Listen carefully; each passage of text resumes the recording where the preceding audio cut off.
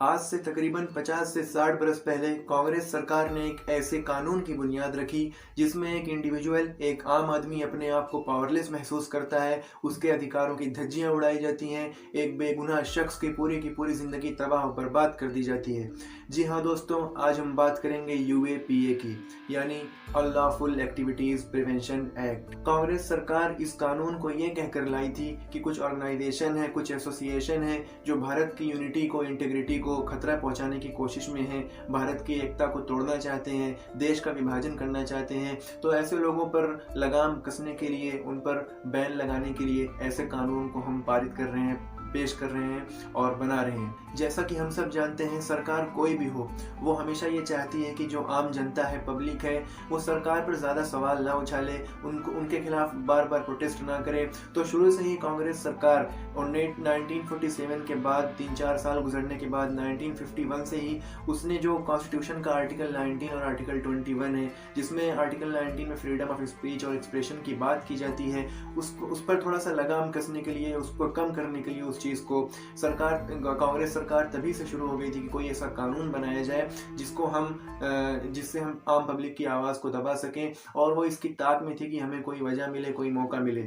और आगे चलकर 1963 में ये बिल जो है पार्लियामेंट में पास हुआ। उसके बाद जो है ये धीरे धीरे जब प्रेसिडेंट की साइन हुई तो 1967 में ये कानून आ गया। जैसा कि हम सब जानते हैं, हमारा कॉन्स्टिट्यूशन हमें फुली आज़ादी देता है फ्रीडम ऑफ स्पीच और एक्सप्रेशन की, लेकिन जो 3 चीज़ें यूएपीए के तहत जो है सरकार हमसे रुकवाना चाहती थी, उसमें पहली चीज़ यही थी, right to freedom of speech and expression. वो आम पब्लिक की आवाज़ को दबाना चाहती थी। दूसरी चीज़ में जो थी, एक हमें आज़ादी रहती है कि हम कभी भी पीसफुली तरीके से हम विदाउट आर्म कोई प्रोटेस्ट कर सकते हैं कहीं पर इकट्ठा होकर, लेकिन इस चीज़ के खिलाफ भी सरकार जो है यूएपीए लाई। और तीसरी चीज़ जो इसमें थी, राइट टू फॉर्म या एसोसिएट एनी ऑर्गेनाइजेशन और यूनियन, जो हमें आज़ादी मिलती है, उस पर भी सरकार कहीं ना कहीं यूएपीए के तहत रिस्ट्रिक्शन डाल रही थी। ये 3 चीज़ें मेन थी जिसको सरकार ने ये कहकर लाया था कि कुछ ऑर्गेनाइजेशन ऐसे हैं, कुछ लोग ऐसे हैं जो संदिग्ध गतिविधियों में मुलविस हैं। यूएपीए आने के बाद सरकारें और मजबूत हो गई और पावरफुल हो गई, उनके हाथ में एक बहुत ही बड़ी ताकत लग गई,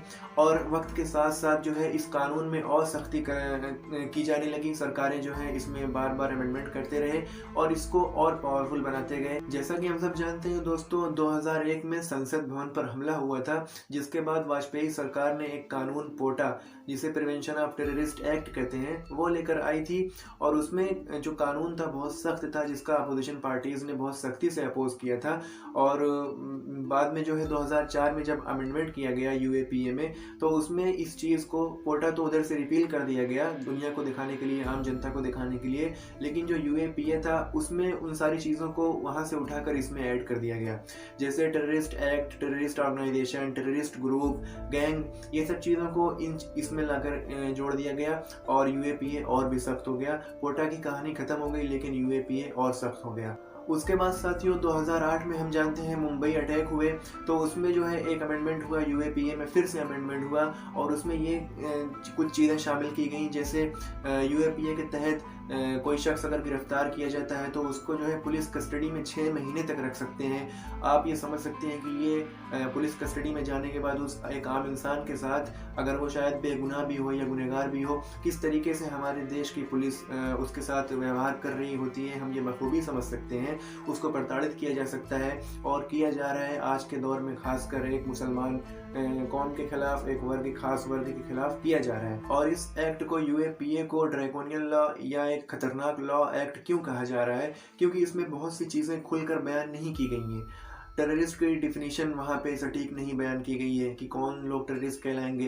ये तो उन लोगों को भी ये कहकर उठा लेते हैं, अगर कोई सरकार के खिलाफ प्रोटेस्ट कर रहा है, पीसफुली कर रहा है, विदाउट आर्म कर रहा है, 2-4 भाषण दे देता है सरकारों के खिलाफ, तो सरकारें उसको टेररिस्ट के एक्ट तहत उसको जो है गिरफ्तार कर लेती हैं। इस कानून के तहत सरकार किसी भी ऑर्गेनाइजेशन को, किसी भी एसोसिएशन को ये कहकर बैन कर सकती है कि जो है ये किसी टेररिस्ट एक्टिविटी में मुलविस थी, उसमें जो है हमने इसको पाया है। और उसके बाद जो शख्स इसमें गिरफ्तार हुआ बेचारा, जो ऑर्गेनाइजेशन इसमें गई, वो अपना झेले, वो अपने आप को प्रूव करते रहे, उसमें जेल के कोर्ट के चक्कर काटे, उनकी ज़िंदगियां ख़त्म हो, उस ऑर्गेनाइजेशन के लोग परेशान हो। अगर आपने प्रूव कर लिया तो ठीक है, आप बच गए, आप नहीं प्रूव कर पाए तो आपकी कहानी ख़त्म। तो ये एक ऐसा लॉ है कि सरकार अपने पावर का मिसयूज़ जगह जगह कर सकती है और एक आम इंसान कुछ कर भी नहीं सकता इसके खिलाफ, जब तक कि सरकार कोर्ट में, सुप्रीम कोर्ट में इसके खिलाफ कोई आवाज़ ना उठे, कोई इस चीज़ को रिपील करने या इसको थोड़ा सा सिंपल या सॉफ्ट करने की बात ना उठाई जाए, तो ये ऐसे ही देश में चलता रहेगा। और एक बहुत बड़ा मिसयूज़ इस कानून का जो किया जाता है वो ये है कि पुलिस सीक्रेट विटनेस का इस्तेमाल करती है। वो किसी भी गवाह को लेकर आती है, बगैर कोर्ट को दिखाया, बगैर जज को पता चले वो लेके आती है, उसको सामने खड़ा करती है। वो गवाह कह देता है कि हाँ ये भाई साहब गुनहगार थे, ये मुलविस थे उस एक्टिविटी में। उसके बाद जो है सरकार जो है जज और कोर्ट आंख बंद करके उसको एक्सेप्ट कर लेती है। दोस्तों, इस कानून में सरकार के मुंह पर एक तमाशा ये है कि जितने लोगों को यूएपीए के तहत आज तक गिरफ्तार किया गया है उसमें 72% बाइज्जत बरी हुए हैं। सिर्फ जो है 28% लोग आज तक ये साबित हो पाया है कि हाँ ये गुनहगार था। बाकी 72% लोग बाइज्जत बरी होकर अपने अपने घरों को, कोई 10 साल के बाद, कोई 15 साल के बाद और कोई उससे भी ज़्यादा सालों के बाद पूरी जवानियाँ ख़त्म करके, अपनी पूरी ज़िंदगियाँ ख़त्म करके जेल में वो अपने घर को वापस आ रहे होते हैं बेचारे। कुल मिलाकर दोस्तों ये कि कांग्रेस सरकार ने इसकी बुनियाद रखी और इसको पास किया, इस कानून को बनाया, जिसका इस्तेमाल आज बीजेपी गवर्नमेंट बहुत ही अच्छे तरीके से कर रही है। अपने हिसाब से जैसे उनको करना था वो कर रही है।